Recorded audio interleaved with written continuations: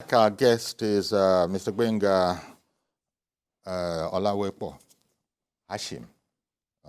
He's an oil and gas entrepreneur. He's chairman and CEO of Transitional Energy Limited, operators of PPL 221. And we're having a conversation over the removal of subsidy and the ensuing tensions. Now, we've spoken about why the subsidy has to go. And interestingly, apart from labor, most Nigerians seem to be, bugging down and saying that this is a thing we have to do. Is it painful? Of course it is. Can we take it on? Yes, we will, because people seem to understand that the difference between the so-called subsidized price and what we have to pay now, many look at it as, well, that's the subsidy that was being stolen before and handed to some nefarious people. So now we're going to have to pay it ourselves, free up government, so government can now take the difference between my 189 or 185 or whatever it was, the less than 200 naira pump price, and the last time I bought, because I'm in Lagos, was 488 or 500. That difference is, I am the person now paying it. Government doesn't need to subsidize it for me. And therefore, we can get on with the business of running our lives and getting better. So everybody seems to know this. The surprising part is that there is no upheaval. There is no, people are talking because it's hurtful. But it's like the way you grit your teeth when you know you've got to take this injection is going to make you better. Are you surprised at that by and large, there is no upheaval in society? Well, I'm not surprised because I think there's greater confidence in the political system. It's a democracy. And these issues were well canvassed and thoroughly debated. As you said, virtually all the presidential candidates who also have followers from different sectors of society agreed to removal of what we call petroleum subsidy. So there is a consensus of society around this issue because it was debated during the political campaign. So whether we have President Tinubu or it was Atiku Abubakar that became president, or any one of them would have done exactly this and would have had almost the same reaction because there is a consensus that this is the path to go. Everybody is tired. Now you can drive to any filling station and get your product. Almost perennially, we have had long queues. You're always having palpitation, whether you're going to have fuel or not at different times. All that has disappeared with the removal of the subsidy regime. I think people would rather want a process that is predictable than an unpredictable process, even if you have to pay a little bit or more price. And everyone is also adjusting, and we all have to adjust our lifestyle. Now, if you live in a place like England, it's not all the time that you will take your car out in England. Apart from the high cost of the petrol, you also have a lot of exorbitant taxes on parking, taxes also on the car you ride, and all those things. And the unbridled consumption of this product also have their own effects on the environment. So people who are reasonable know that we can't continue the way we were going. So apart from the issue of corruption, there's also the question of a lifestyle that is very wasteful, that is associated with having cheap petrol. Very wasteful lifestyle. And people just run cars anyhow. You have situations where even house helps want to go and buy bread 5 kilometers away. The driver has to take the house help to go and buy bread. The price of the bread is more than the price of petrol anyhow, because petrol was very, very cheap. Now, so all those wasteful lifestyles also have to be changed. If you want to go that way, you have to pay a price for it. And so labor cannot be seen defending waste. All right? If the whole of society understands this, and there is consensus of civil society around this, labor cannot be an exception. I mean, as I said, the only thing they can ask for is how to get the welfare of their workers protected. But they cannot insist on holding the whole of society ransom. That won't be democratic. You refer to situations in the UK, for example, which many people know is exactly the way you stated it. The cost of fuel per liter is horrendous there compared to what we pay here. And then in attending issues like difficulty in parking and all of that. This just reminds me, let me get your perspective on the new concept of fossil fuel being on the way out. As you know, explorations are, at a frenzied pace to, find an alternative to fossil fuels.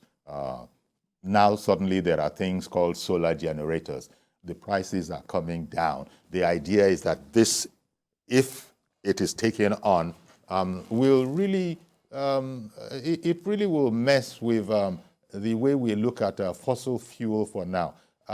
Tell me, as an entrepreneur in that field, what can you tell us about this new? First of all, there are electric cars, as you know. Now there are what they call solar generators at homes, in offices, in banks, all over the place, battery-based. When you look at fossil fuel and the new fuel, clean fuel it is referred to, do you think fossil fuel is going to continue for very much longer? Well, not eternally, but it's going to be relevant, especially in this part of the world for some time in Africa. So we will say we are transiting, we're in a transitional time in the energy mix, okay. One of the reasons why prices of petroleum products are quite touchy in Nigeria is simply because it's not all the petroleum products that are used to drive cars and lorries. A whole lot of petroleum products are consumed by small generators, by the barber, by the tailor, by everyone, because there is no available electricity in sufficient quantity on the grid, okay? As we continue to have the deepening of the decentralization of electricity generation, transmission, and distribution, there will be a switch more to a more efficient way of using, of achieving energy source, and one of these ways, as we have said, are things like solar, then more of hydro. Also, hydro has been traditional and what have you. And then gas-based fuel away from this petroleum product, which is being consumed by most self-generating entities, which are not anyhow, in fact, efficient because of the emission level and the prices are very high. So gas fuel generation would also be like half the price of using your petroleum products, not to talk about even alternative energy source like solar. So the whole removal of petroleum subsidy must be taken holistically as part of our own program of energy transition. We have to also interject here. I beg your pardon. Let me interject here because Mazi Okoroafo has called in. I'm so sorry. It's the interactive nature of our program. Good morning, Mazi Okoroafo in Arochukwu. Good morning, sir. Yori again. See, subsidy must go, must go, must go. Why am I saying that subsidy must go? We have reached a level that we should be looking at what we call what benefits or the advantages. People are now looking at the disadvantages. One, government is try as well to that, like it is the labor, like I was talking about, people were talking about labor. I said, look, labor should be clamoring for how to make food security surplus. Food security is surplus. That is what other countries do. They subsidize. When you subsidize food, no matter how much the fuel is. Now, even if you talk about how many people are using cars, you talk about all these cars, these things are luxury. But because food is necessity of life that everybody needs it. Now, you go back to energy. If we have this energy supply, the manufacturers will do what? Is what we call massive production. And this massive production creates room for employment opportunities. When it creates room for employment opportunities, you see food surplus because the agri sector have been mechanized. Any use will go there to do what? To do mechanized farming and the food will be surplus. What will anybody complain? It will not complain. And if you look at that, all these these are the two major key factors that people should be hammering and how to make it. Because it is very, very disheartening that every year we only concentrate now in the rainy season in terms of agri, which is not healthy. We should be talking about having 247 farming work, 247 of all the products, 247 of storage facilities. We will not lack all these items. People see that. Now, when you go to work, what are you going for? Is it not to feed your family? And you talk about the education. You make education affordable. And look at what is happening now. The primary education sector, all the states in Nigeria, except few states that are exempted, all the students are on strike because the teachers are not paid. From JS1 to JS3, they are at home. From primary 1 to primary 6 or primary 12, they are at home. Now, what do we take it? Who is responsible? Is it not the local government authority? Who is responsible? Is it not the state? Where are the honorable members in this state? Who are not part and parcel of the system? They killed or subsidized local government autonomy. That is why you see primary schools suffering. Gentlemen and ladies, let us face the reality of life. Subsidy must. Good morning, Mazi Okrafo from RTP. Good morning to you, Mazi Okrafo, and thank you very much for calling in. As we've been saying in this conversation with Gbenga Olawepo Hashim, Mazi just said it, subsidy has to go. Apart from anything else, we can't even afford it. That has been made very, very clear. And so now, just like Mr. Gbenga Olawepo Hashim said, in his own establishment, he's already done something.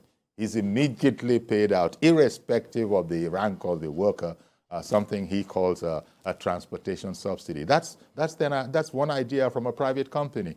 The president, we have been told, has always had it on top of his mind that the minimum wage regime was up for review. That has very few, I don't know if anybody has said that before, if they say it and mean it, but as Mr. Hashim is saying now, this is a credible, believable, trustworthy administration. So whereas he himself joined with colleagues before to fight against the removal, he says now that was in the past. This is a different time. So we have to wait and see what the interventions, as I said, seems to be the name that the federal government prefers, what the nature of the interventions are and how far they will go. But as to whether we are ready or not, I think everybody has to be in agreement that we're even late. It must be done. There's no postponing the evil day beyond now. And that is what President Tinubu has done.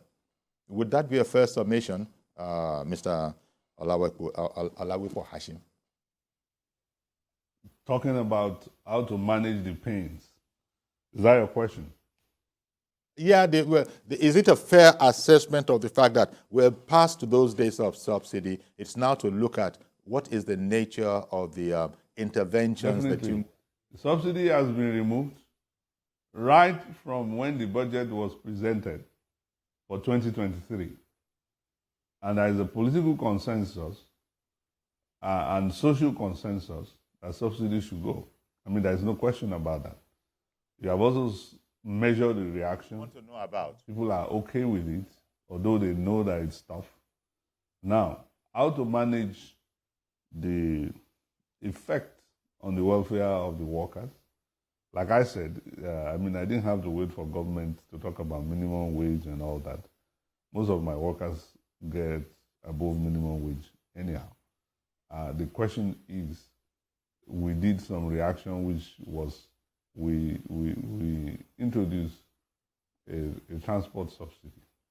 Now, the federal government has to look at all the indices and the funds at their disposal to see whether they want to increase minimum wage, because minimum wage always have what we call consequential adjustment. Now, the transport price increase affects everybody, whether you are a messenger or you are a manager. That's why we responded and said transport subsidy across board. Everybody gets the same for that. But when you're talking about wage adjustment, you'll have other consequential impact that can create a bloated wage bill, especially for the state government, even if federal government can manage it.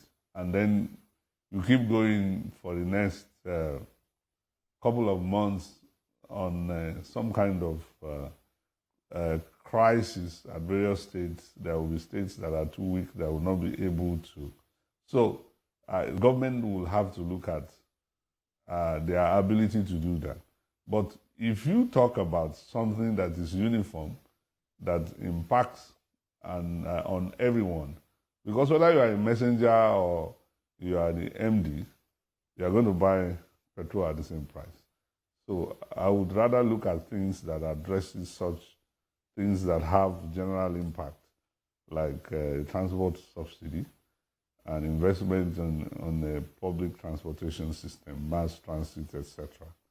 And the labor itself can be involved in the managing of this, as they were with the labor transport under Pascal Bafiel. And there are other things, all other palliatives, depending on what is at the disposal of government in terms of revenue. But I think there is a consensus. The subsidy regime has ended. We've established that. Cancer that has now been removed. And yes, it's painful when you go through surgery, but some surgeries are important just to save the life of the patient. Do you, finally now, do you think there's a part for the ordinary, worker, ordinary consumer, ordinary Nigeria, to maybe review our own attitude? For a long time, we've taken things for granted, things like power, as in electricity, things like fuel, because government has subsidized, or at least it has said it has been subsidizing. So we don't count the units the way, for example, you spoke about the UK. Every householder in the UK knows what's going on in his meter. He's watching every last unit as it is going and how it is being used. He's switching off one room because he's not in that room anymore. We don't do things like that. Same thing with petrol. We as you know, we like to have 7 cars if we can afford it, fuel all of them. Do you think there's a part for the Nigerian too to begin to watch how he's using these expensive adjuncts to our modern life? Well, of course. Price is one of the most important mechanisms to signal attitudinal changes. You can make campaigns, make jingles, orientation. People hardly respond quickly to those things. But when they have to pay the price, immediately they adjust. But when price is not involved, your sanctimonious preaching on jingles and radio may not be effective. So I think that this is also part of a process of reforming our attitude as a people and organizing ourselves to put our resources in things that are priority. Priority, like the gentleman said, job creation, infrastructure that will serve the whole of society. education, health, service, both at the public and private level. Now, if we're able to save these resources and put these on such services that will affect the majority of Nigerians for good, I think this will be quite positive rather than wasting it to support a very corrupt subsidy regime that does not benefit and has never benefited the majority of Nigerians.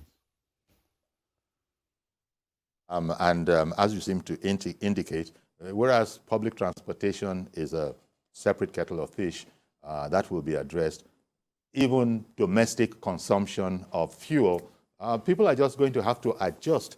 If you want to keep on paying what you were paying before, then you're going to have to reduce, the number of outlets that you are indeed powering with such fuel. Well, I want to thank you very much, Mr. Gbenga Olawepo Hashim, Chairman and CEO, Transitional Energy Limited, operators of PPL 221.